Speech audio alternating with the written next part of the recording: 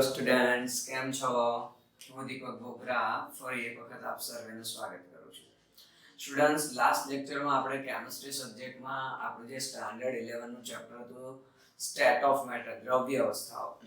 Okay, એમાં common entrance related જે ખૂબ અગત્યના ટોપિક હતા કે વાયુની વર્તણૂક સમજાવતા જે નિયમો છે, બોયલનો નિયમ, ચાર્લ્સનો નિયમ, ગેલી-સેક, એવોગેડ્રો, સંયુક્ત વાયુ સમીકરણ, આદર્શ વાયુ સમીકરણ, ટૂંકમાં દરેક નિયમોના અગત્યના વિધાન, એના ગાણિતિક સ્વરૂપ, આ દરેક નિયમની અગત્યતા, આલેખીય સમજૂતી કે ભાઈ કોમન એન્ટ્રાન્સમાં કઈ અલગ રીતે આલેખ પૂછી શકાય. ઓકે, આ દરેક વિશે આપણે ડિટેલમાં વાત કરેલી છે. ક્લિયર? આજે જે આપણે વાત કરવાની છે ગાઈસ, તે ફરી આપણે ડાલ્ટનનો આંશિક દબાણનો નિયમ, ગ્રેહામનો વાયુ પ્રસરણનો નિયમ અને વાયુનો આણ્વીય ગતિવાદનો સિદ્ધાંત. ઓકે, જો કે સિદ્ધાંતમાં આપણે 7 પોઈન્ટ છે, એમાં બધા પોઈન્ટ ડિસ્કસ નહીં કરીએ. કોમન એન્ટ્રાન્સ માટે શું અગત્યનું છે એ પોઈન્ટ ઉપર જ ફોકસ કરીશું. ક્લિયર? તો ગાઈસ, સ્ટાર્ટ કરીએ છીએ. ઓકે, તો પહેલો ટોપિક છે આજનો આપણો ડાલ્ટનનો આંશિક દબાણનો નિયમ. ડાલ્ટનનો આંશિક દબાણનો નિયમ. ઓકે, ડાલ્ટનનો આંશિક દબાણનો નિયમ સૌથી પહેલા આજે આ ડિસ્કસ કરીશું. ક્લિયર? ખૂબ સરસ કન્સેપ્ટ છે ગાઈસ. શું કહે છે ડાલ્ટનનો આંશિક દબાણનો નિયમ? કે ભાઈ માની લો કે મારી પાસે કોઈ એક વાયુ પાત્રમાં ઓકે 2 કરતા વધારે વાયુ છે. સપોઝ આપણે ડાયાગ્રામ દ્વારા દર્શાવવાનો પ્રયત્ન કરીએ કે માની લઈએ કે આ કોઈ એક પાત્ર છે. ઓકે, અને આ પાત્રમાં સપોઝ આપણે માની લઈએ કે આમાં કોઈ 3 જુદા જુદા વાયુઓ ભરેલા છે. ઓકે, તો માની લઈએ છીએ કે આ કોઈ વાયુ નંબર 1, વાયુ નંબર 2, વાયુ નંબર 3, આવા 3 જુદા જુદા વાયુ ભરેલા છે. ઓકે, સપોઝ એવું પણ માની લઈએ કે પહેલો વાયુ છે એના મોલ n1 છે, એનું આંશિક દબાણ p1 છે. બીજો વાયુ છે એના મોલ n2 છે, આંશિક દબાણ p2 છે. ત્રીજો વાયુ છે એના મોલ n3 છે, આંશિક દબાણ p3 છે. ઓકે, એ પણ માની લઈએ કે આ જે વાયુ પાત્ર છે એનું અચળ તાપમાન T અને દબાણ P છે. તો શું કહે છે આંશિક દબાણનો નિયમ? કે ભાઈ આ ત્રણેય વાયુ આપેલા તાપમાને દબાણે એકબીજા સાથે માની લો પ્રક્રિયા કરતા નથી, તો આ પાત્રનું કુલ દબાણ એ ત્રણેયના આંશિક દબાણના સરવાળા જેટલું હોય. ઓકે, પાત્રની દિવાલો પર જે કુલ દબાણ ઉત્પન્ન થશે એ કોના જેટલું હશે? તો પહેલા વાયુનું આંશિક દબાણ, બીજા વાયુનું આંશિક દબાણ, ત્રીજા વાયુનું આંશિક દબાણ, આ ત્રણેયના આંશિક દબાણના સરવાળા જેટલું હોય. ત્રણેયના સરવાળા જેટલું હોય. પણ એક શરત, આપેલી પરિસ્થિતિ મીન્સ કે આપેલા તાપમાન દબાણે ત્રણેય વાયુ એકબીજા સાથે પ્રક્રિયા કરતા હોવા જોઈએ નહીં. નહીં તો જો એકબીજા સાથે પ્રક્રિયા કરતા હોય તો ત્રણેયના સરવાળા જેટલું આંશિક દબાણ થશે, કુલ દબાણ થશે નહીં ગાઈસ. ઓકે, બીજો પ્રશ્ન તમને એમ થાય કે આંશિક દબાણ શું છે ગાઈસ? તો કે ભાઈ એક વખત આ જ કદના પાત્રમાં આ જ તાપમાને આ જ દબાણે એકલો પહેલો વાયુ ભરવાનો અને પહેલા વાયુ દ્વારા જે દબાણ ઉત્પન્ન થશે એને પહેલા વાયુનું આંશિક દબાણ કહીશું. ટૂંકમાં આંશિક દબાણ એટલે જે તે વાયુનું વ્યક્તિગત પોતાનું દબાણ. ઓકે, બીજી વખત માની લો આ જ કદનું પાત્ર, તાપમાન પણ આ જ અચળ, દબાણ પણ અચળ, ખાલી બીજો વાયુ ભરવાનો અને એ પરિસ્થિતિમાં જે દબાણ ઉત્પન્ન થાય એને આપણે બીજા વાયુનું આંશિક દબાણ કહીએ. એ જ રીતે ત્રીજા વાયુ. તો ઓલ ઓવર શું કહે છે વિધાન? વિધાન એવું કહે છે કે અચળ તાપમાન અને દબાણે એકબીજા સાથે પ્રક્રિયા કરી શકતા ન હોય તેવા વાયુ મિશ્રણનું કુલ દબાણ એ ત્રણેય વાયુઓના આંશિક દબાણના સરવાળા જેટલું હોય છે. તો આને આપણે કહીએ છીએ ઓકે ડાલ્ટનના આંશિક દબાણના નિયમનું વિધાન. શું કહે છે ગાઈસ? વિધાન એવું કહે છે કે અચળ તાપમાન અને અચળ દબાણે એકબીજા સાથે રાસાયણિક પ્રક્રિયા કરી શકતા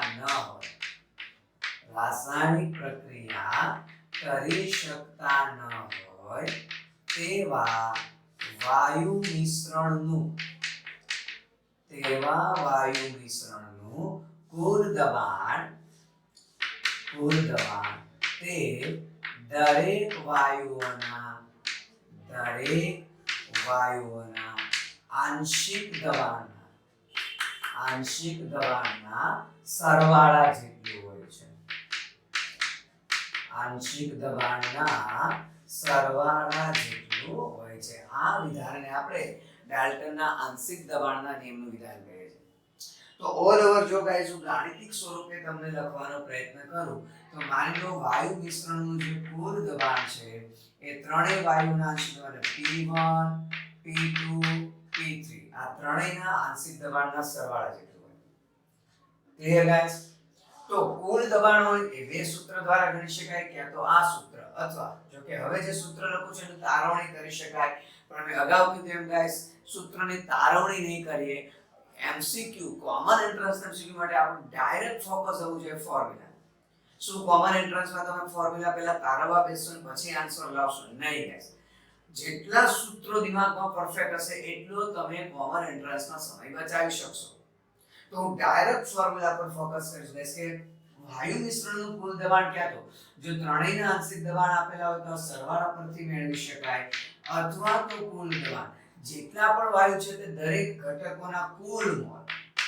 તો દરેક ઘટકોના કુલ મોલ એટલે ત્રણેય બધા મોલનો સરવાળો ઓકે RT/V. તો વાયુ મિશ્રણનું કુલ દબાણ એ આ બે સૂત્રથી શોધી શકાય. ક્યાં તો ત્રણેયના આંશિક દબાણ આપેલા હોય તો ડાયરેક્ટ સરવાળા પરથી અથવા મોલ પરથી કુલ મોલ * RT/V.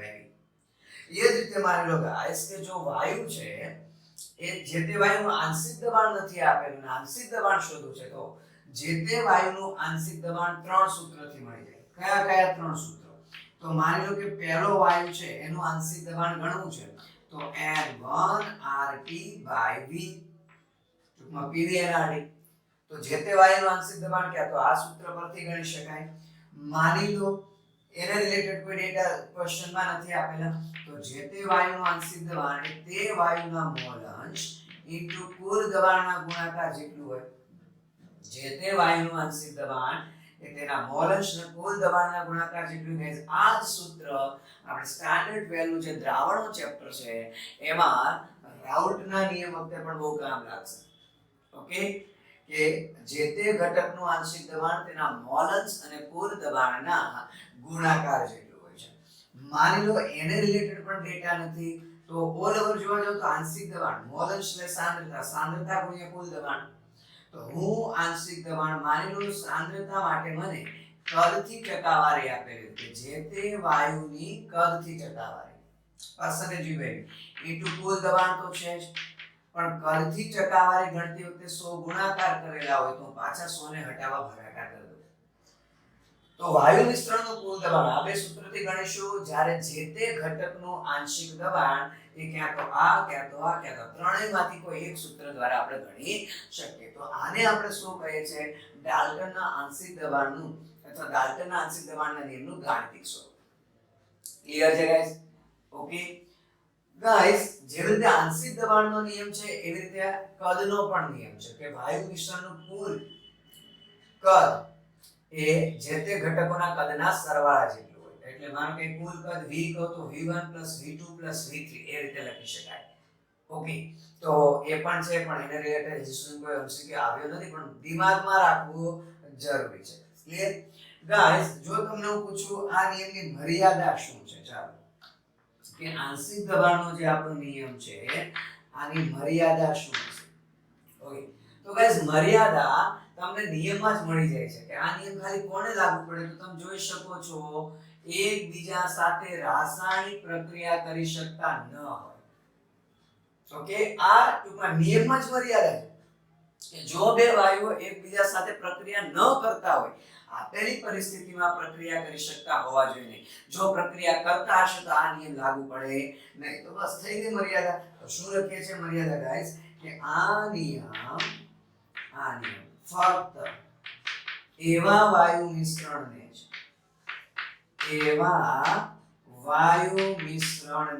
જ લાગુ પડે છે એવા વાયુ મિશ્રણને જ લાગુ પડે છે કે જેઓ એકબીજા સાથે જેઓ આપેલી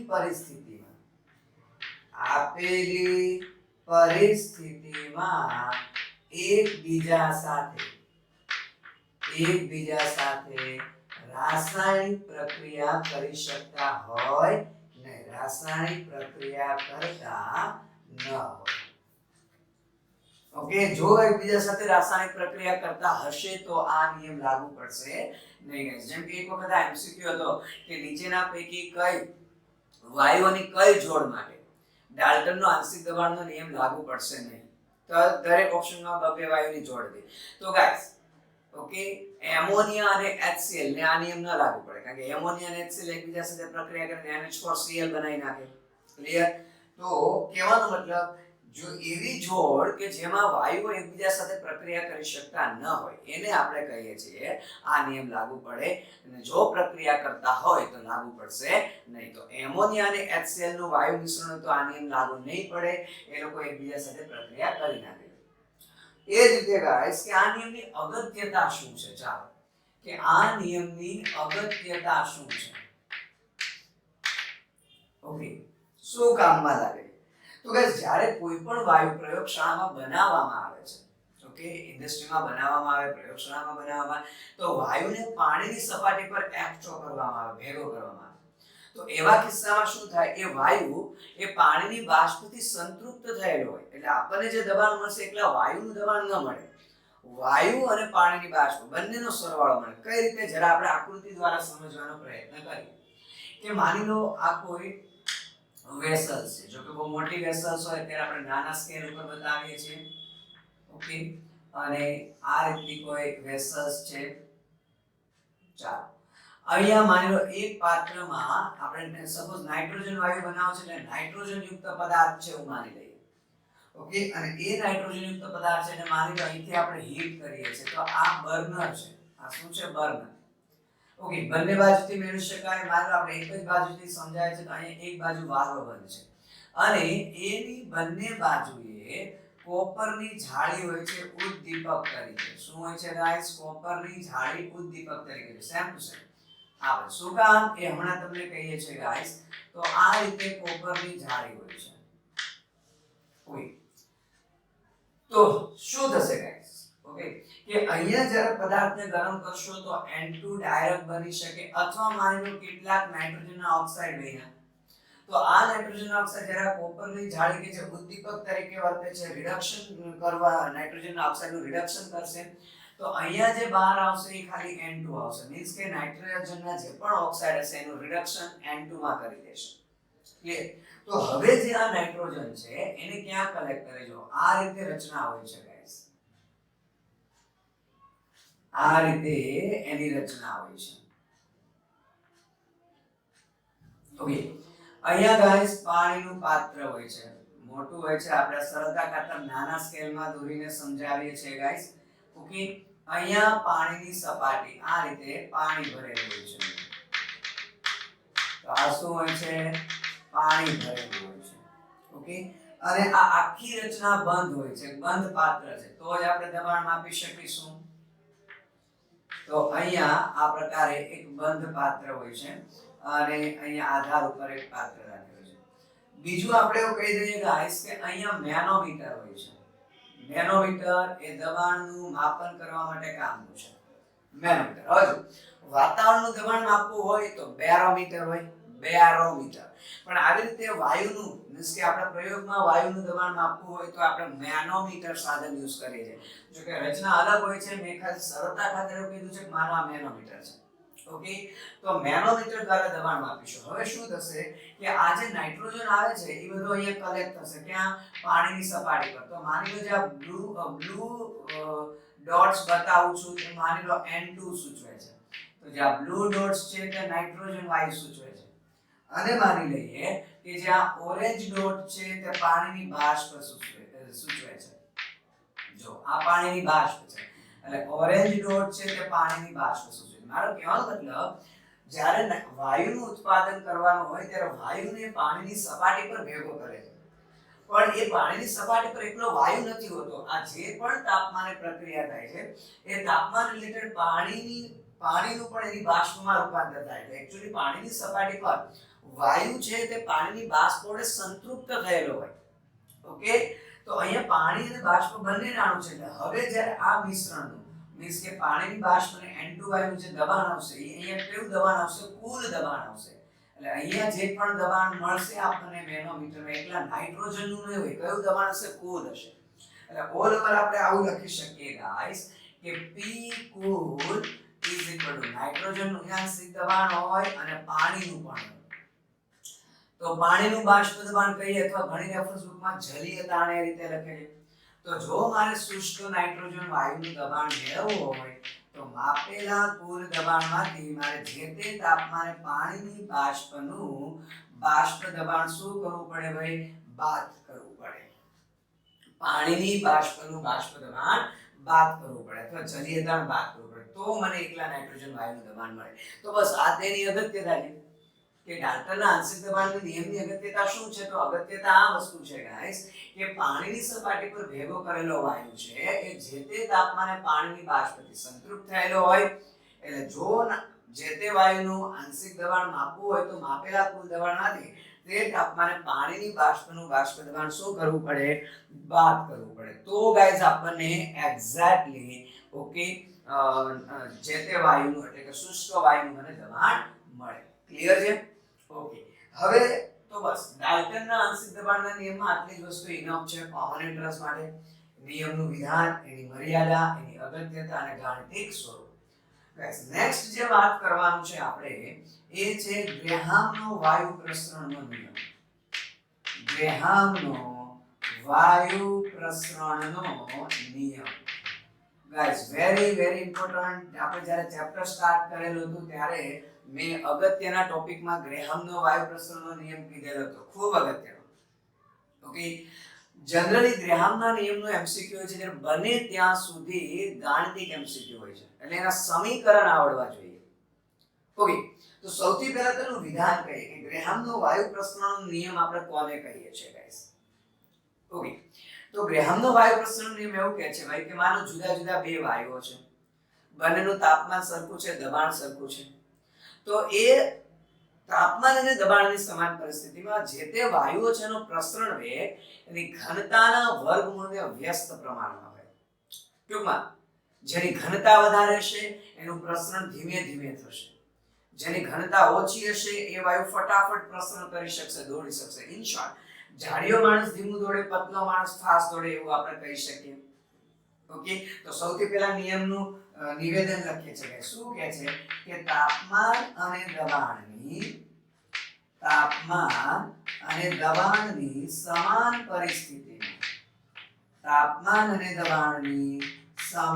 પરિસ્થિતિમાં ઓકે વાયુઓનો પ્રસરણ વેગ ઓકે ગાઈસ પ્રસરણ વેગને આ સિમ્બોલ વડે ડિફ્યુઝન રેટ પરથી આ સિમ્બોલ આપેલું છે કે પ્રસરણ વેગ આ તેની ઘનતાના વર્ગમૂળને ઓકે વ્યસ્ત પ્રમાણમાં હોય છે. ઘનતાના વર્ગમૂળને વ્યસ્ત પ્રમાણમાં હોય છે. તો આને આપણે શું કહે છે ગાઈસ? ગ્રેહામના વાયુ પ્રસરણના નિયમનું નિવેદન. જો ગાણિતિક રીતે લખવાનો પ્રયત્ન કરીએ તો પ્રસરણ વેગ આ વાયુની ઘનતાનું વર્ગમૂળ એને વ્યસ્ત પ્રમાણમાં. ક્લિયર? પણ આપણને ખબર છે ઘનતા અને અણુભાર તો એકબીજાને સમપ્રમાણમાં હોય એટલે ઘનતાની બદલે હું અણુભાર પણ લખી શકું √m.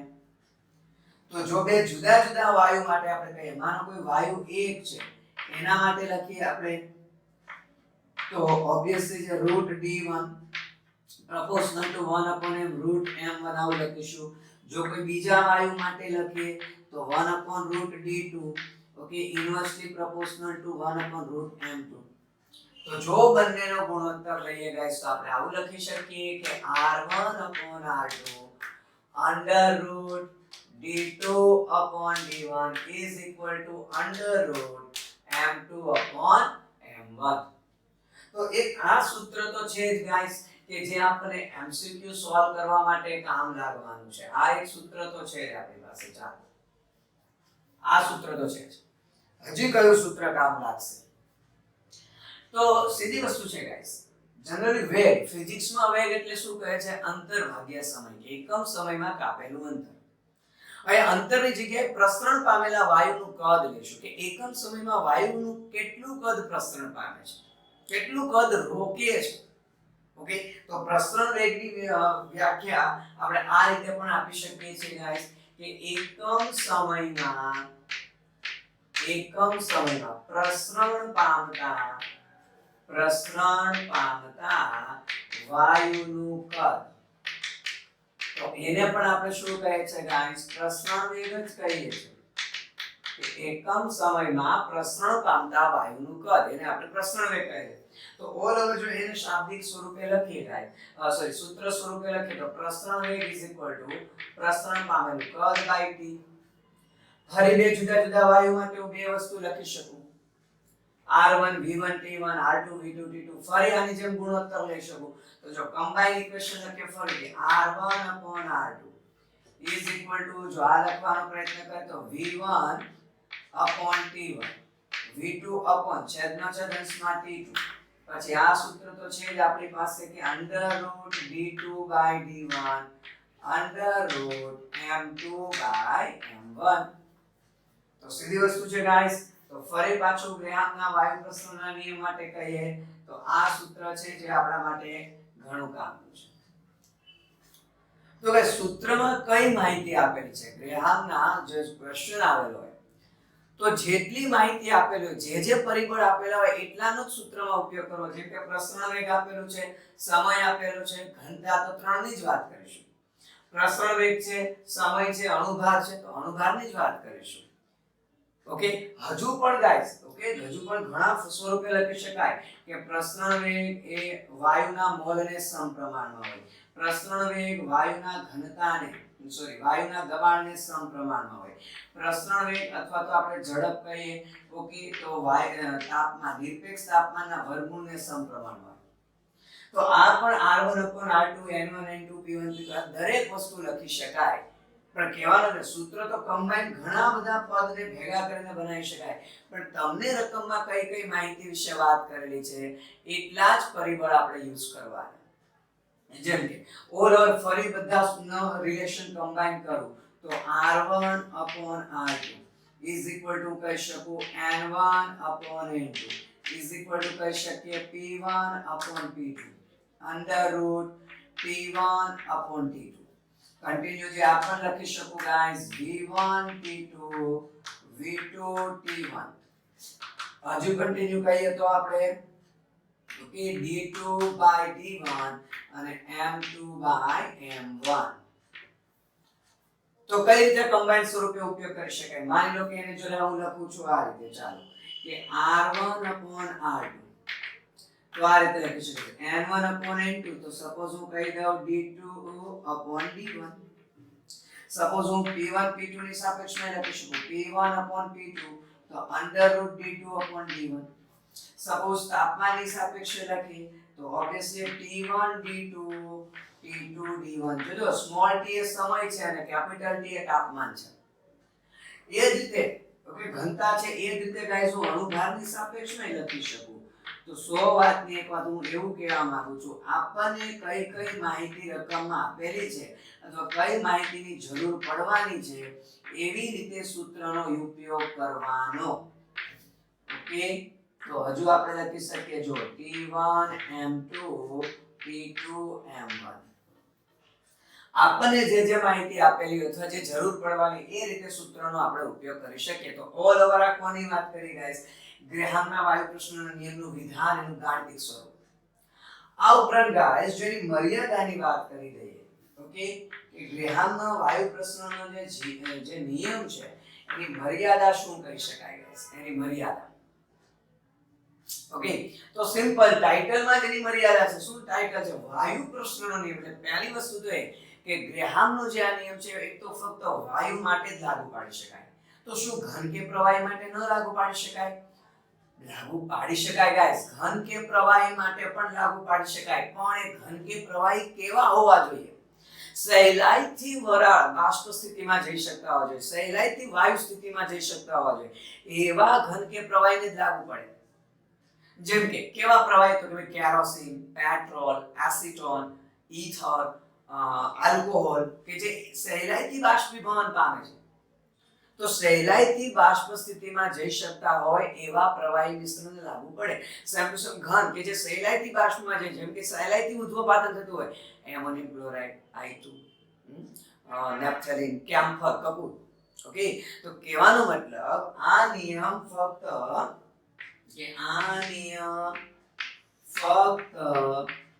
વાયુઓને જ અથવા એવા ઘન કે પ્રવાહીઓને જ લાગુ પડે છે કે જેઓ સહેલાઈથી બાષ્પ સ્થિતિમાં જઈ શકતા હોય. સહેલાઈથી બાષ્પ સ્થિતિમાં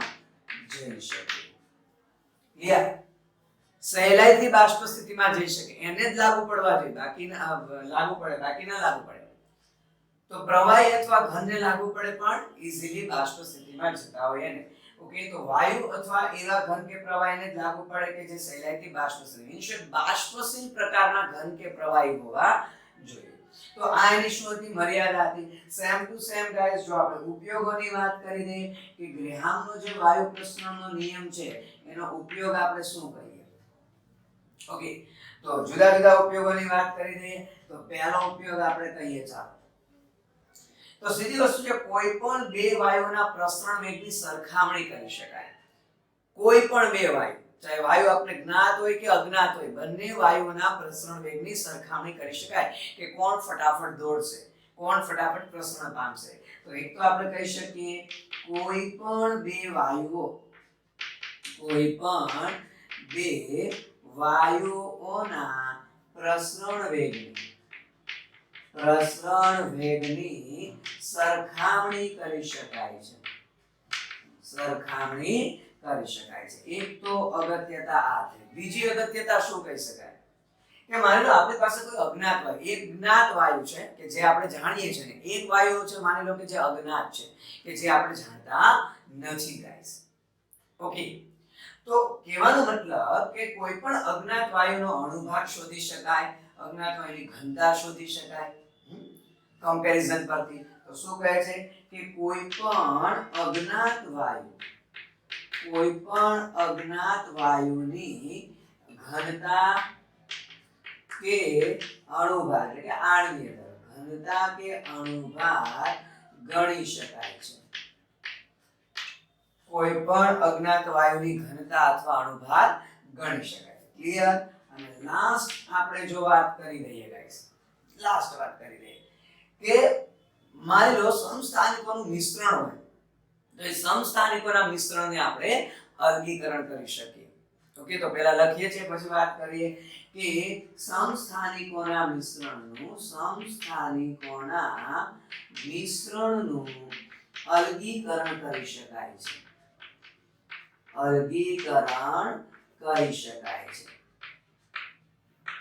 ક્લિયર ગાઈસ?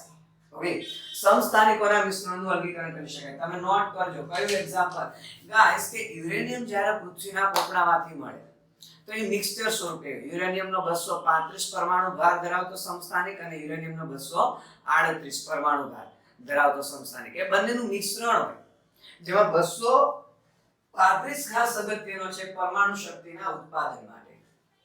235 કે સપોઝ હું તમને એવું કહું, ઓકે, જરા અહીંયા લખીને સમજાવવાનો પ્રયત્ન કરો. માની લો આ યુરેનિયમનો કોઈ પથ્થર અથવા આ રીતે મળેલો છે ખનિજ, તો આમાં બંને વસ્તુ હોય, યુરેનિયમ 235 પણ હોય, યુરેનિયમ 238 પણ હોય. તો માની લો આ યુરેનિયમ 235 અને માની લો આ યુરેનિયમ 238, આ બંનેનું મિશ્રણ હોય છે. હવે યુરેનિયમ તો ધાતુ છે, સમસ્થાનિકોનું મિશ્રણ છે, નિયમ તો એવું કહે છે કે વાયુ અને અથવા તો બાષ્પશીલ ઘન કે પ્રવાહીને જ લાગુ પડે. તો સીધી વસ્તુ છે ગાઈસ, પહેલા મારે આને એવા સ્વરૂપમાં કન્વર્ટ કરવું પડે કે જેથી સહેલાઈથી બાષ્પશીલ બને. તો એને હું જ્યારે આ મિશ્રણની જ્યારે એક્ચ્યુઅલી પાવડર કરેલો હોય, દળેલો ભૂકો હોય, ફ્લોરિન સાથે પ્રક્રિયા કરશો એટલે આ જે 235 યુરેનિયમ છે એ 235 UF6 યુરેનિયમ હેક્સાફ્લોરાઇડમાં કન્વર્ટ થશે. આ જે છે તે 238 UF6 માં કન્વર્ટ થશે. હવે UF6 જે છે ગાઈસ એ બાષ્પશીલ છે, સહેલાઈથી બાષ્પમાં જઈ શકે છે. ઓકે, તો ફરી પાછો આપણે કયા છે તો હજી મિશ્રણ સ્વરૂપે જ તે. હવે આને શું હોય ગાઈસ કે ભાઈ ક્રમબદ્ધ રીતે ગોઠવેલા પડદાઓ હોય. ઓકે, જો કે આ કાર્ય ખાસ કરીને અમેરિકાના ટેનેસી રાજ્યમાં ઓકરીજ સિટી છે. એ ઓકરીજ સિટીમાં બજાર યુરેનિયમના સમસ્થાનિકોને અલગીકરણનું કામ થાય છે. તો જે હવે પડદા દોરવાનો પ્રયત્ન કરેલો છે ગાઈસ, એ પડદાઓ 1 થી 2 કિલોમીટર સુધી કન્ટિન્યુ હોય છે. ઓકે, તો હવે આ બંનેનું મિશ્રણ આમાંથી પાસ કરવાનું છે. તો જ્યારે 1 થી 2 કિલોમીટર પછી વધારે આવશે તો સીધી વસ્તુ છે, આનો અણુભાર ઓછો હશે. ઓબ્વિયસલી આ 235 આનો પરમાણુ ભાર, ફ્લોરિન તો બંનેમાં સરખું જ રહેશે પરમાણુ ભારની દ્રષ્ટિએ. તો UF6 નો અણુભાર 235 વાળાનો અણુભાર ઓબ્વિયસલી આની કરતા ઓછો હશે. તો મેં કીધું એમ, જાડિયો માણસ ધીમું દોડે, પતલો માણસ ફાસ્ટ દોડે. તો આ 235 વાળો છે તે કઈ અંશે 238 વાળા કરતા ફાસ્ટ દોડશે. તો 1 થી 2 કિલોમીટર સુધી ગોઠવેલા પડદામાંથી જ્યારે આવશે તો અહીંયા ખાસ કરીને વધારે પ્રમાણ કોનું હશે ગાઈસ કે 235 UF6 નું પ્રમાણ વધારે છે. આ નહીં હોય એવું નહીં, 238 UF6 હશે પણ એનું પ્રમાણ ઓછું હશે. તો ફરી જે મિશ્રણ મળ્યું એને ફરી પાછું આ પડદામાંથી પાછું તો 2 થી 3 માં રિપીટ કરશો એટલે અંતે જે ખાલી મળશે તે કયું મળશે 235. તો આ રીતે સમસ્થાનિકોનું અલગીકરણ કરી શકાય છે ગાઈસ. ક્યાં કણે આ કાર્ય થાય છે, કઈ જગ્યાએ ખાસ નોટ કરજો, અમેરિકાના ટેનેસી રાજ્યમાં ઓકરીજ ખાતે. ઓકે, યુરેનિયમના સમસ્થાનિકોના મિશ્રણના અલગીકરણ માટેની પ્રયોગશાળા છે ગાઈસ. તો ઓલ ઓવર જે આપણે આ વાત કરેલી છે એ ગ્રેહામના વાયુ પ્રસરણના નિયમ, ઓકે, એના ગાણિતિક સૂત્રો, મર્યાદા, અગત્યતા એના વિશે વાત કરેલી છે. ક્લિયર? ઓકે, ચાલો હવે જે આપણે વાત કરવી છે તે વાયુનો આણ્વીય ગતિવાદનો સિદ્ધાંત. ઓકે, તો જે પોઈન્ટ પર તમને કહું છું ફોકસ કરો એટલા જ પોઈન્ટ રિવાઇઝ કરો ગાઈસ કોમન એન્ટ્રન્સ માટે. ઓકે, બધા પોઈન્ટ રિવાઇઝ કરવાની જરૂર નથી guys. Okay, at a time આપણને ફોર્મ્યુલા દિમાગમાં આવવું જોઈએ. એટ એ ટાઈમ શું આવવું જોઈએ? ફોર્મ્યુલા દિમાગમાં આવવું જોઈએ. જેટલા સૂત્રો તમને પરફેક્ટલી અથવા તો ફટાફટ દિમાગમાં આવશે ગાઈસ એટલું જ બજે MCQ ફટાફટ સોલ્વ કરી શકશો. અને કોમન એન્ટ્રન્સમાં એ જ વસ્તુ છે, બધાએ સરખા કન્સેપ્ટ આપેલા છે પણ જેણે આપેલા સમયમાં વધુ MCQ સોલ્વ કરી નાખ્યા બજે એ કોમન એન્ટ્રન્સની જંગ જીતી જશે ગાઈસ. એટલે કન્સેપ્ટ અગત્યના છે, ફટાફટ આઈડિયા આવવો જોઈએ. ક્લિયર? તો વાત કરવાની છે ગાઈસ નેક્સ્ટ હવે. ઓકે, કે વાયુનો આણ્વીય ગતિવાદનો સિદ્ધાંત. આણ્વીય ગતિવાદનો સિદ્ધાંત. તો વાયુનો આણ્વીય ગતિવાદનો સિદ્ધાંત. પહેલી વસ્તુ ગાઈસ, આ સિદ્ધાંત છે જો અત્યાર સુધી જે આપણે મીન્સ કે બોયલનો નિયમ આગળના લેક્ચરમાં વાત કરી, એવોગેડ્રો, ચાર્લ્સ, ગેલ્યુસેક, આ બધા નિયમો તારવેલા હતા એ વાયુઓના મોટા જથ્થાને ધ્યાનમાં લઈને. ઓકે, વાયુના મોટા જથ્થાને ધ્યાનમાં લઈને એટલે મીન્સ કે મેક્રોસ્કોપિક પ્રોપર્ટી કહેવાય, મોટા ગુણધર્મો. પણ ગાઈસ આ જે સિદ્ધાંત છે એ વાયુના અણુઓની વર્તણૂકને ધ્યાનમાં લઈને તારવેલો છે. વાયુના અણુઓ તો તે સૂક્ષ્મ હોય એટલે એવું કહી શકાય ગાઈસ કે ભાઈ આ જે સિદ્ધાંત છે તે વાયુના અણુઓના ગુણધર્મ સાથે સંકળાયેલો છે. અણુઓ સૂક્ષ્મ કદના હોય એટલે આ નમૂનાને નામ આપેલું છે સૂક્ષ્મ માત્રિક નમૂનો. સૂક્ષ્મ માત્રિક, માત્રા સૂક્ષ્મ છે અથવા તો સૂક્ષ્મદર્શીય નમૂનો કહેવાય. ઓકે, તો સૂક્ષ્મ માત્રિક નમૂનો અથવા તો શું કહેશો સૂક્ષ્મદર્શીય નમૂનો કહેવાય ગાઈસ. ઓકે, બીજું ગાઈસ આ નિયમમાં 7 મુદ્દાઓનો સમાવેશ થયેલો છે પણ હું 7 મુદ્દા ઉપર ખાસ ફોકસ કરીશ નહીં. એવું હોય તો ખાલી ફટાફટ કહી દઈશ ગાઈસ. મેં અગાઉ કીધું છે ખાસ MCQ માટે જે ઇમ્પોર્ટન્ટ છે એ ઉપર જ આપણે ફોકસ કરીશું રિવિઝન માટે પણ. ઓકે, કે ભાઈ વાયુઓના અણુઓ છે એના કુલ કદની સાપેક્ષમાં પ્રત્યેક અણુનું કદ ગણી શકાય તેટલું હોય છે. પહેલો મુદ્દો. બીજો મુદ્દો કહીએ તો વાયુના અણુ વચ્ચે અતિ નિર્બળ આકર્ષણ બળ પ્રવર્તતું હોય છે. ત્રીજું, દરેક વાયુઓ છે તે બધી દિશામાં એક સમાન રીતે પ્રસરણ પામતા હોય છે. ચોથું વાયુ પાત્રમાં રહેલું જે વાયુ મિશ્રણ છે તે અણુ અણુ એકબીજા સાથે અથડાય, અણુ અને પાત્રની દિવાલ સાથે અથડાય છે. ઓકે, પાંચમું કહી દઈએ તો ઓબ્વિયસ જે વાયુના અણુઓની પાત્રની દિવાલ સાથે જે અથડામણ થાય એને લીધે તે દબાણ ઉત્પન્ન થાય છે.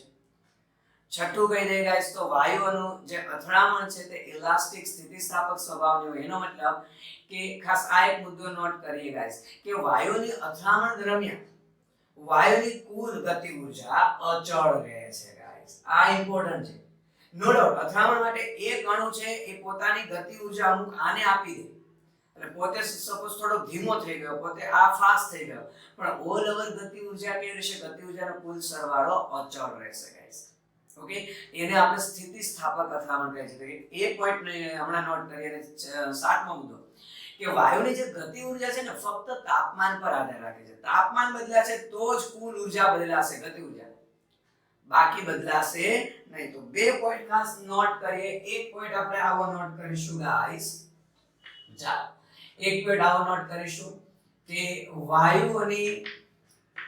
વાયુઓના અણુઓની જે અથડામણ છે, અથડામણ એ સ્થિતિસ્થાપક સ્વભાવની હોય છે. કેવા સ્વભાવની હોય છે? સ્થિતિસ્થાપક સ્વભાવની હોય છે. વાયુઓની અથડામણ સ્થિતિસ્થાપક સ્વભાવની હોય છે. સ્થિતિસ્થાપક સ્વભાવનો મતલબ આપણે એવું કહેશું ગાઈસ, આનો મતલબ એવું કહેશું કે વાયુઓની કુલ ગતિ ઊર્જા અથડામણ દરમિયાન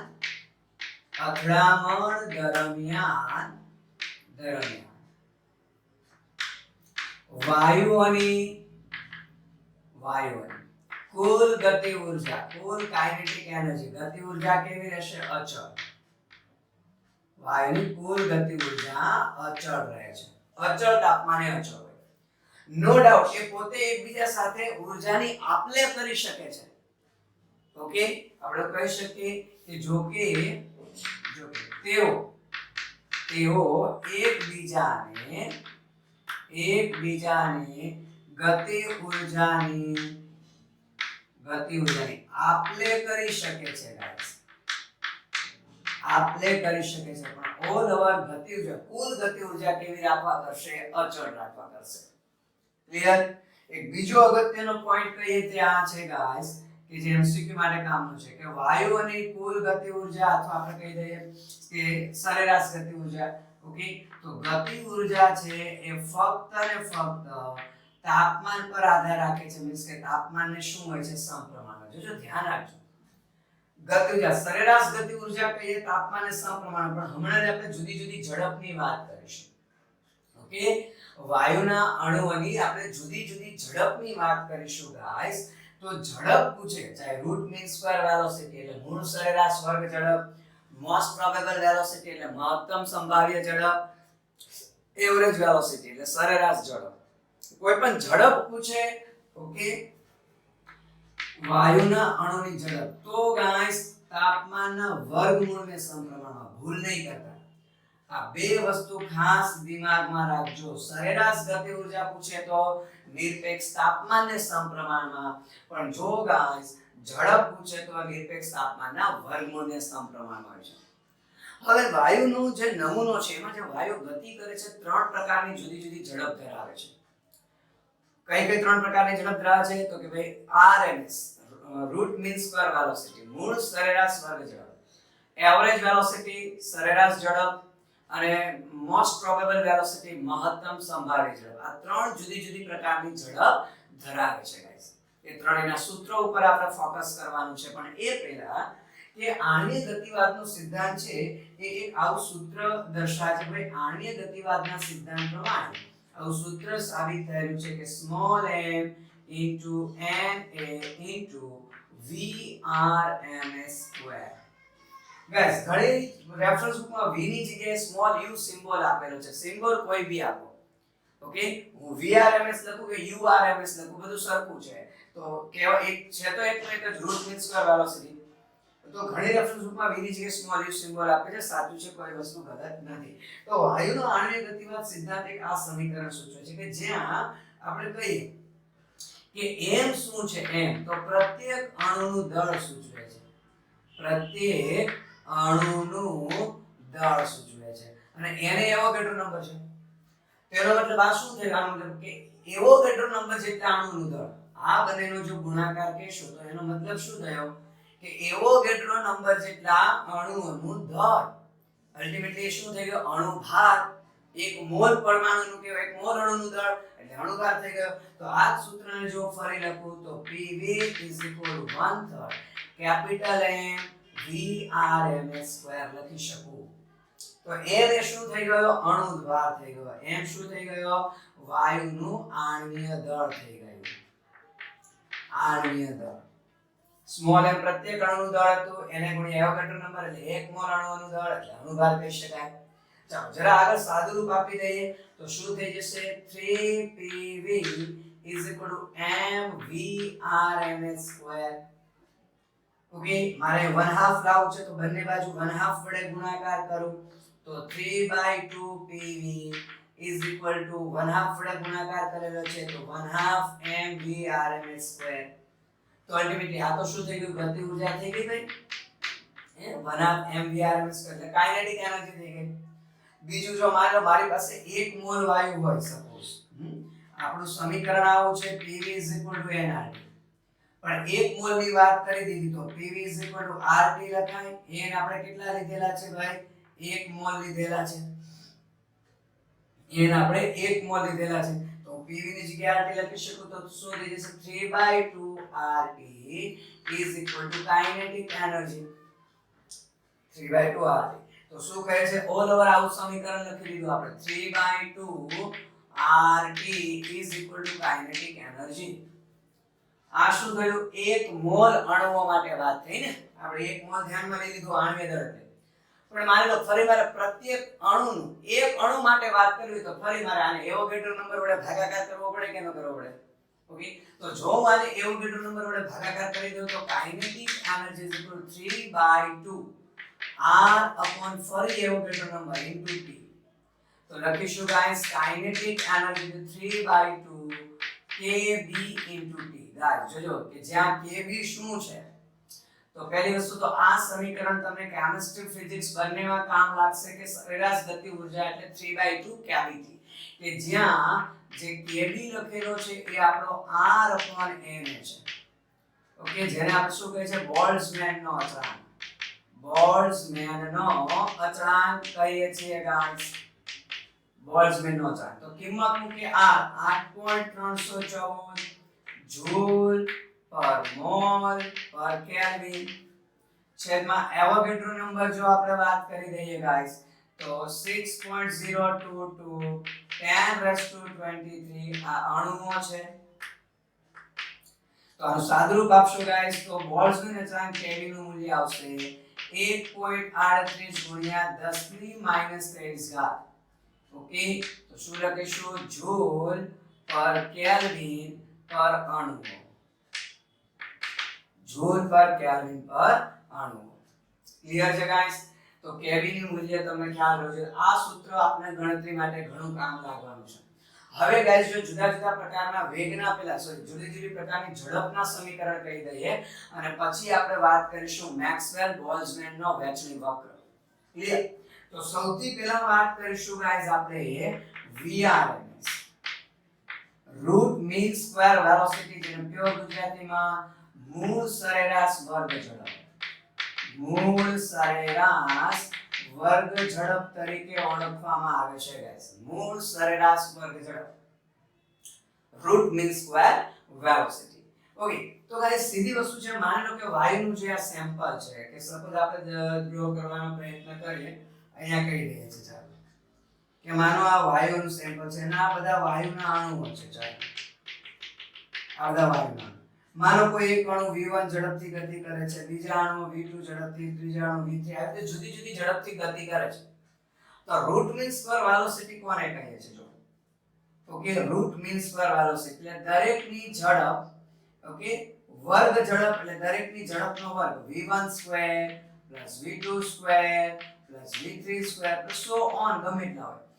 જો શબ્દ પરથી સૂત્ર બનાવે છે વર્ગ ઝડપ, દરેકની ઝડપનો વર્ગ કરી દીધો. સરેરાશ એટલે દરેક સરેરાશ એટલે જે પણ અણુઓ છે એની સંખ્યા વડે ભાગાકાર કરી દીધો. જેટલા પણ અણુઓ છે એની સંખ્યા વડે ભાગાકાર કરી દીધો. અને મૂળ એટલે અલ્ટિમેટલી વર્ગમૂળ છે. તો આખાનું શું કરી દે વર્ગમૂળ. જો તો એક સૂત્ર VRMS નું બની ગયું. ક્યાં ગોખવાની જરૂર છે? જો સિમ્પલ. એક વખત MCQ માં આવે છે નીચેના પૈકી કયું સંબંધ સાચો છે એ રીતના ક્વેશ્ચનમાં આ સૂત્ર આવી રહ્યું છે. આ અને આવું જ હમણાં એક સરેરાશ વેગનું લખીશ. ઓકે, ગણતરી માટે મોસ્ટ ઓફ આપણને આ સૂત્ર કામ લાગશે કે √3RT તો √3RT/m. પણ ફરી ગાઈસ 1 મોલ વાયુ હોય તો RT ની જગ્યાએ PV લખી શકાય. તો આને આમ હજુ લખી શકું કે 3PV/m. પણ સીધી વસ્તુ છે હજુ જો ગાઈસ આને સિમ્પ્લિફાઈ કરવું હોય તો દબાણનું દબાણ. પણ તમે જો ઓકે વજન ભાગ્યા અણુભાર તો અણુભાર ભાગ્યા કદ તો ઘનતા લખી શકાય. માસ બાય વોલ્યુમ છેદમાં છે માસ બાય વોલ્યુમ તો ઘનતા. ક્લિયર? તો આ સૂત્ર VRMS નું વધારે કામ લાગશે. ગાઈસ ખાસ દિમાગમાં રાખજો જો રકમમાં દબાણ અને તાપમાન બંનેની માહિતી હોય તો બને ત્યાં સુધી ગણતરી તાપમાનના સૂત્રનો ઉપયોગ કરીને કરો. આ સૂત્રનો ઓકે m જે તે વાયુનો અણુભાર છે, r વાયુ અચળાંક છે, t નિરપેક્ષ તાપમાન છે. તો મૂળ સરેરાશ વર્ગ ઝડપનું આ સૂત્ર આપણને કામ લાગવાનું છે. ક્લિયર? એ જ રીતે ગાઈસ જો બીજું સૂત્ર કહી દઈએ v એવરેજ જેને આપણે સરેરાશ ઝડપ કહીએ છીએ. શું કહે છે? સરેરાશ ઝડપ. તો સીધી વસ્તુ છે આ સૂત્રમાં શું કરી દઈશું વર્ગમૂળ અને વર્ગ કાઢી નાખીએ સરેરાશ ઝડપ થઈ ગઈ કે દરેક અણુઓનો વેગ છેદમાં કુલ અણુઓની સંખ્યા. ઓકે, તો આ સૂત્રમાં વર્ગ અને વર્ગમૂળ હું કાઢી નાખું છું ગાઈસ. તો સૂત્ર મને મળી જશે v average v1 v2 v3 so on છેદમાં શું કરી દઈએ કુલ અણુઓની સંખ્યા. સરેરાશ બધાનો ઝડપ ભાગ્યા અણુઓની સંખ્યા. ઓકે, બીજું એનું ખાસ આ સૂત્ર કામ લાગશે આપણે ગણતરીમાં કે v average is equal to √8RT/m.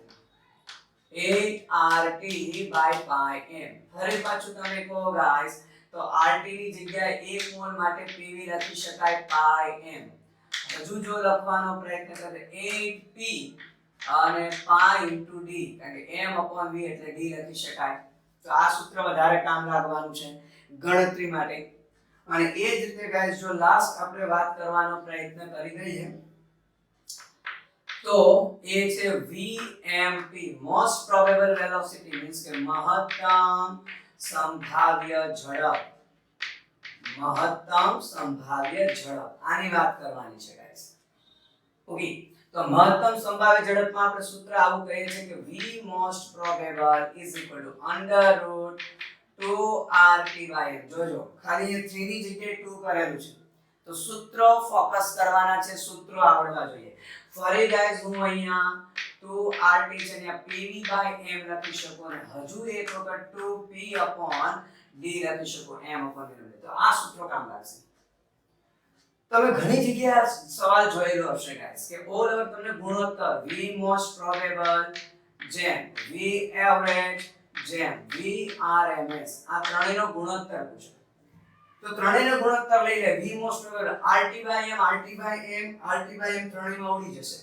તો v most probable માં ખાલી વધશે √2, એવરેજ માં વધશે √8/pi વધશે કારણ કે RT/m ઉડી ગયું અને ત્યાં વધશે ખાલી √3 RT/m ઉડી ગયું.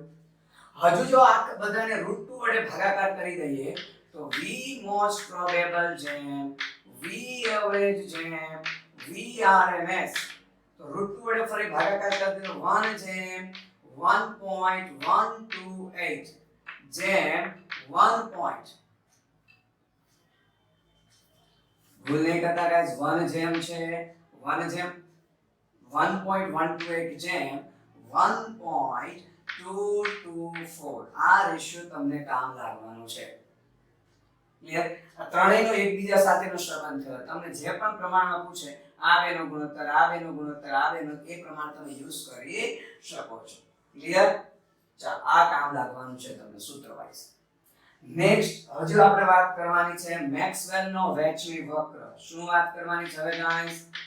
મેક્સવેલ બોલ્ટ્ઝમેન નો વહેંચણી વક્ર. મેક્સવેલ બોલ્ટ્ઝમેન નો વહેંચણી વક્ર આપણે આના વિશે વાત કરવાની છે. તો શું છે, કયા વર્સિસ કયો વક્ર છે ગાઈસ? ઓકે, તો ઓલ ઓવર આ જે ગ્રાફ છે એ છે ગાઈસ અથડામણ પામતા અણુઓનો અંશ. અહીંયા આપણે લખીશું અથડામણ પામતા અણુઓનો અંશ. અણુઓનો અંશ, અંશ એટલે સંખ્યા, અથડામણ પામતા અણુઓની સંખ્યા. અને અહીંયા આપણે લઈ લેશું ઝડપ. ઓકે, શું લઈ લઈએ છે? y અક્ષ ઉપર આપણે ઝડપ લઈ લઈએ છીએ. અને જો ગ્રાફ સમજાવવાનો પ્રયત્ન કરીએ, માનો કે ચોક્કસ અચળ તાપમાન T એ ગ્રાફ આ રીતનો મળશે. તો પહેલા ગ્રાફ ઉપરથી કઈ માહિતી મળશે એની વાત કરી દઈએ. ગ્રાફ ઉપરથી ગાઈસ આપણને ત્રણ માહિતી મળે છે. ગ્રાફ પરથી કેટલી માહિતી મળે છે ગાઈસ? ત્રણ માહિતી મળે છે. તો પહેલા સૌથી પહેલા આપણે માહિતીની વાત કરી લઈએ. પહેલું તો તમે જોઈ શકો છો ગાઈસ, અહીંયા શૂન્ય ઝડપ છે. તો આ શરૂઆતની ઝડપ એટલે નીચી ઝડપ, આ મધ્યમ ઝડપ અને આ મહત્તમ ઝડપ. પણ તમે જોવો ગાઈસ, આ નીચી ઝડપ ધરાવતા અણુઓ વધુ આટલા છે. આ જો આપણે કદાચ આટલું ધ્યાનમાં લઈ લે, ચાલો, તો વધુ કેટલા છે? આટલા છે.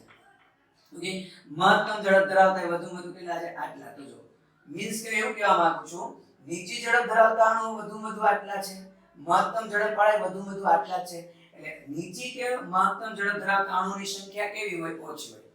જ્યારે વાયુઓનું સેમ્પલ હોય, એ સેમ્પલમાં વાયુઓ ગતિ કરતા હોય, તો ઓછી અને વધુ ઝડપ ધરાવતા અણુઓની સંખ્યા ઓછી હોય. એવું આપણે ગ્રાફ પરથી કહી શકીએ છીએ. તો પહેલો પોઈન્ટ આવી શકીએ કે નીચી કે મહત્તમ ઝડપ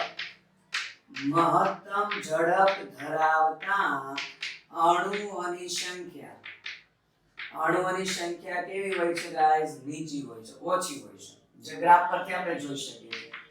બીજું તમે જોઈ શકો છો, આ તરફ જતા ઝડપ વધતી જાય છે એમ અણુઓની સંખ્યા વધતી જાય છે. મેં કીધું અંશ એટલે સંખ્યા.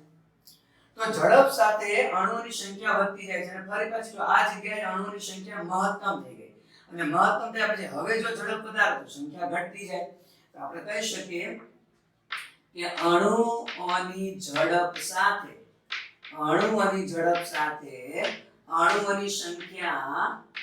અણુઓની સંખ્યા શું થતી જાય છે? વધતી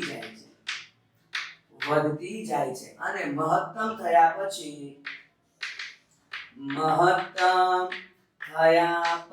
શું થાય છે ગાઈસ? ઘટતી જાય છે.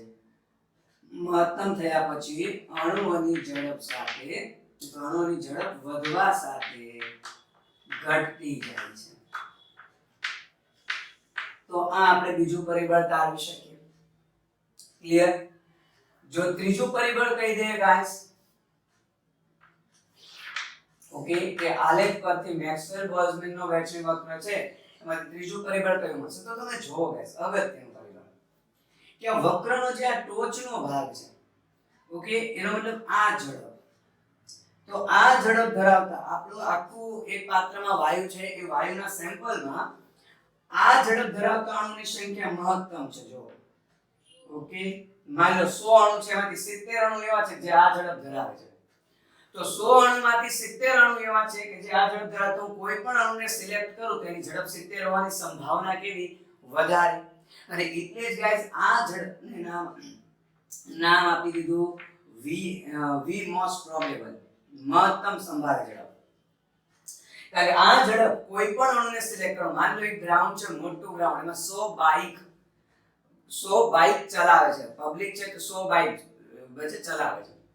હવે માની લો 100 બાઇક માંથી 70 બાઇક એવી છે કે જેની ઝડપ એક સરખી છે, 40 કિલોમીટર પર કલાકની ઝડપથી ગતિ કરે છે. કેટલી? 70 બાઇક 100 માંથી. તો કોઈ પણ બાઇકને સિલેક્ટ કરું તો એની ઝડપ 40 કિલોમીટર પર કલાક હોવાની સંભાવના વધારે. કારણ કે 100 માંથી 70 બાઇકની ઝડપ 40 કિલોમીટર પર કલાક છે. સેમ ટુ સેમ, ઓકે, કે આ અણુઓની સંખ્યા એવી છે કે જે મેક્સિમમ આ બધા આ ઝડપ ધરાવે છે.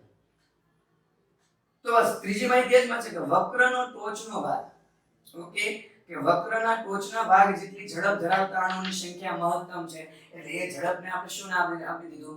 મહત્તમ સંભાવ્ય ઝડપ. કારણ કે આ ઝડપ મળી આવવાની સંભાવના વધારે છે. તો શું કહે છે ભાઈ આલેખમાં કે વક્રનો ટોચનો ભાગ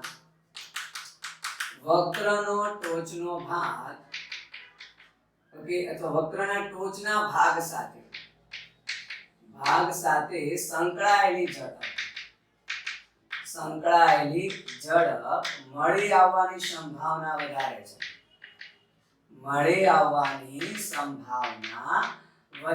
તો આ ઝડપને શું નામ આપી દીધું ગાઈસ? મહત્તમ સંભાવ્ય ઝડપ. વક્રના ટોચના ભાગના જે અણુઓ છે એ અણુઓની ઝડપને આપણે મહત્તમ સંભાવ્ય ઝડપ કહે છે, કારણ કે ઝડપ મળી આવવાની સંભાવના વધારે છે. Clear guys? હજુ એક જો આ ગ્રાફમાં આપણે સમજાવવા કરીએ તો આ ઝડપ છે તે મહત્તમ સંભાવ્ય ઝડપ. તો તમે જો મહત્તમ સંભાવ્ય ઝડપ કરતા v એવરેજ મોટું છે તો એની થોડુંક અહીંયા બાજુમાં અહીંયા, એટલે માનો આ જે વક્ર છે આને હું મહત્તમ સંભાવ્ય ઝડપ કહું, v મોસ્ટ પ્રોબેબલ. તો એને થોડુંક ઓછું, એનાથી થોડુંક નીચે, એટલે આ જો એની કરતા થોડુંક ઓછું, તો આ ઝડપને હું શું કહીશ? v એવરેજ કહીશ. એટલે જો આ જે ઝડપ થઈ, ઓકે, આ ઝડપ, તો આને હું શું કહીશ ગાઈસ? આ ઝડપને આ v એવરેજ થયું. શું થયું? v average. અને હજુ એની થોડુંક નીચે અહીંયા કહીએ, ઓકે, અણુઓની સંખ્યા વાઇઝ, બાકી ઝડપ તો જો v મોસ્ટ પ્રોબેબલ કરતા v એવરેજ વધારે કહેવાય. જો આ તરફ જતા ઝડપ વધતી જાય છે તો મોસ્ટ પ્રોબેબલ કરતા v એવરેજ વધારે છે, અને હજુ થોડુંક વધારે, એટલે આ જે મેં લખ્યું ને v RMS કહેવાય.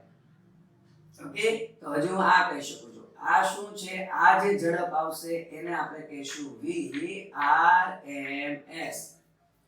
તો અલ્ટિમેટલી એવું કહી શકાય કે મહત્તમ સંભાવ્ય ઝડપ ધરાવતા, જો ઝડપની દ્રષ્ટિએ વાત કરીએ તો મહત્તમ સંભાવ્ય ઝડપ કરતા v એવરેજ વધારે, v એવરેજ કરતા v RMS વધારે. પણ અણુઓની સંખ્યાની સાપેક્ષમાં વાત કરીએ તો v મોસ્ટ પ્રોબેબલ, મહત્તમ સંભાવ્ય ઝડપ ધરાવતા અણુઓની સંખ્યા સૌથી વધારે, એની કરતા ઓછા, જો એની કરતા થોડાક ઓછા v એવરેજ વાળા અણુની સંખ્યા, એની કરતા ઓછા v RMS. ક્લિયર? તો તમે જોઈ શકો છો, જો સંખ્યાની દ્રષ્ટિએ કમ્પેરિઝન કરવા કહીએ તો જો આ v એવરેજ વાળા અહીંયા છે, અને હજુ જો કહેવાનો પ્રયત્ન કરીએ v root mean square velocity અહીંયા છે. જો તો ઝડપની દ્રષ્ટિએ v મોસ્ટ પ્રોબેબલ કરતા v એવરેજ વધારે, v એવરેજ કરતા v RMS વધારે. પણ સંખ્યાની દ્રષ્ટિએ કહીએ તો v RMS કરતા v એવરેજ વધારે, v એવરેજ કરતા v મોસ્ટ પ્રોબેબલ સંખ્યાની દ્રષ્ટિએ કેવી છે? વધારે છે. હજુ ગાઈઝ એક આમાંથી સરસ મજાનો ક્વેશ્ચન આવે છે. ઓકે, એ ક્વેશ્ચન ફરી આ જ ગ્રાફ બનાવવાનો પ્રયત્ન કરું છું ગાઈઝ. ઓકે, ધ્યાન આપજો. આ જ ગ્રાફ છે. અહીંયા ફરી અથડામણ પામતા અણુઓનો અંશ જ છે, એટલે અણુઓની સંખ્યા કે અથડામણ પામતા અણુઓનો અંશ, અને અહીંયા ફરી પાછી ઝડપ જ છે ગાઈઝ. અહીંયા શું છે ગાઈઝ? ઝડપ જ છે. ક્લિયર? તો માનો લો કોઈ T1 તાપમાને ગ્રાફ બનાવું છું, સપોઝ આવો ગ્રાફ છે. ચાલો T1 તાપમાન, ઓકે. જો T2 તાપમાને ગ્રાફ બનાવું તો એ આવો મળશે. તો આ છે T2 તાપમાન. હજુ માની લો T3 તાપમાન, પણ એ પહેલા આપણે T1 T2 સમજાવે ગાઈસ.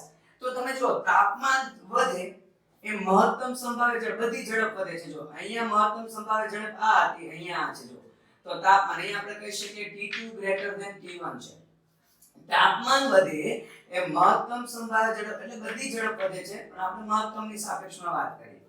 પણ તમે જો તાપમાન વધવા સાથે T1 તાપમાને અણુઓનો અંશ આટલો હતો, મેક્સિમમ આટલો. હવે અણુનો અંશ કેટલો થઈ ગયો? આટલો. જો કે તાપમાન વધવા સાથે ઝડપ વધે, પણ અથડામણ પામતા અથવા મહત્તમ સંભાવ્ય ઝડપ ધરાવતા અણુની સંખ્યા ઘટે. આ સંખ્યા સૂચવે છે. હજુ કદાચ તમને એમ કે T3 તાપમાન, તો ગ્રાફ હજી આવો મળે. તમે જોઈ શકો છો આ T3 તાપમાન, તો T3 હજુ વધારે, તો તમે જોઈ શકો છો હજુ મહત્તમ સંભાવ્ય ઝડપ વધી, પણ હજુ અણુઓની સંખ્યા પણ ઘટી. જો તો જેમ જેમ મહત્તમ સંભાવ્ય ઝડપ તાપમાન વધવા સાથે, નોટ કરજો, તાપમાન વધવા સાથે મહત્તમ સંભાવ્ય ઝડપ વધે છે, પણ અણુઓની સંખ્યા શું થાય? ઘટે. એટલે તમે જોયું આલેખ જમણી બાજુ ખસતો જાય છે, સપાટ બનતો જાય છે. હજી જો કોઈ એક દોરું તો હજુ આની કરતા નીચે, એટલે આલેખ સપાટ બનતો જાય છે. પણ અગત્યનું એમસીક્યુ આ છે ગાઈસ, આ ત્રણેય વક્ર નીચે કવર થયેલું આવરાયેલું ક્ષેત્રફળ અચળ હોય. આ એમસીક્યુ પૂછાઈ ગયો છે. T1 તાપમાને જે આ ઓરેન્જ કલરની લાઈન દોરેલ છે એની નીચે જે ક્ષેત્રફળ કવર થાય છે, ચાલો એને સપોઝ આપણે ઓરેન્જ વડે દર્શાવવાનો પ્રયત્ન કરીએ. આ કદાચ ભેદ નહીં દેખાય પણ જો આટલું આ ક્ષેત્રફળ ગાઈસ. ઓકે, T1 તાપમાને વક્ર નીચે જે ક્ષેત્રફળ કવર થાય છે એટલું જ ક્ષેત્રફળ T2 તાપમાને, ઓકે, તો જો એને જરા હું લાઈન દ્વારા દર્શાવવાનો પ્રયત્ન કરું. આ વક્ર નીચે જે ક્ષેત્રફળ કવર થાય છે એ આટલું છે. જો લાઈન દ્વારા દર્શાવવાનો પ્રયત્ન કરીએ છીએ તો ઓલ ઓવર વક્ર નીચે કવર થતું ક્ષેત્રફળ કેવું હશે ગાઈસ? અચળ હોય. આ પોઈન્ટ નોટ કરી દેજો. હજુ T3 તાપમાને કહી દો. મારો કહેવાનો જુદા જુદા તાપમાને જે વક્ર મળે છે, વક્ર નીચે આવરાયેલું ક્ષેત્રફળ કેવું હોય છે? અચળ હોય છે. આપણે શું લખી શકીએ કે અહીંયા પોઈન્ટ અગત્યનો લખી શકીએ કે જુદા જુદા તાપમાને મળતા વક્ર નીચે ઘેરાયેલા ક્ષેત્રફળ. તો ઘેરાયેલું ક્ષેત્રફળ કેવું હોય છે? ક્ષેત્રફળ અચળ હોય છે, સમાન હોય છે, ક્ષેત્રફળ બદલાય નહીં. તો આ તમને એમસીક્યુ પૂછાય છે. તો અહીંયા ગાઈસ આપણો વાયુનો આણ્વિય ગતિવાદનો સિદ્ધાંતમાં જેટલા પણ એમસીક્યુ રિલેટેડ અગત્યના ટોપિક કે પોઈન્ટ હતા એનું ડિસ્કશન કરેલું છે. Clear guys? આજનો લેક્ચર અહીંયા સ્ટોપ કરીએ છીએ. નેક્સ્ટ ટાઈમ આપણે વાસ્તવિક વાયુની આદર્શ વર્તણૂકથી વિચલન, વાયુનું પ્રવાહીકરણ અને જે પ્રવાહી અવસ્થા બાકી છે એના વિશે વાત કરીશું. ત્યાં સુધી આટલા ટોપિક રિવાઇઝ કરો, સારા એમસીક્યુ સોલ્વ કરો, આ સૂત્રો જે પણ છે ને એપ્લાય કરતા શીખો. Best of luck guys.